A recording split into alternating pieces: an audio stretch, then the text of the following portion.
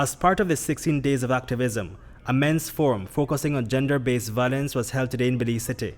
Organized by the spouses of CARICOM Leaders Action Network and held under the theme Engaging Men and Boys to Help Combat Gender-Based Violence, the conference brought together men to be part of the discussion. We have a very interesting and diverse panel speaking to the issues of how can we engage our men and boys in addressing, in eliminating gender-based violence. And I think it's an important subject to discuss. We do have men who are committed to combating gender-based violence. And that is important. It is important because as we move forward in addressing this issue, we need our men to work with us. UN consultant and facilitator Shane Joseph says that it is important to understand the root cause of violence. It is rooted in power and control in society,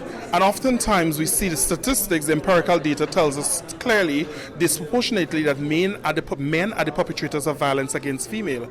And I think today's event is about bringing men together with an opportunity to share their views and to give their narrative as it relates to addressing toxic masculinity, as it relates to addressing the role that men play in the equation, as opposed to just looking at victimization and women who disproportionately are victims of violence. What role do men play? How are we able to create accountability and take ownership for our behavior? And the call has now been made for these men to be agents of change to get the message to the households. Our next step from here is where we'll be trying to get a group of men who will become advocates, strong advocates.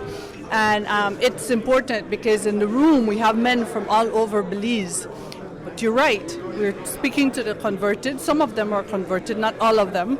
But the idea is to get men as agents of change and men as advocates, men who will step up and get other men to come on board with us. Reporting for News 5, Hipolito, Novelo.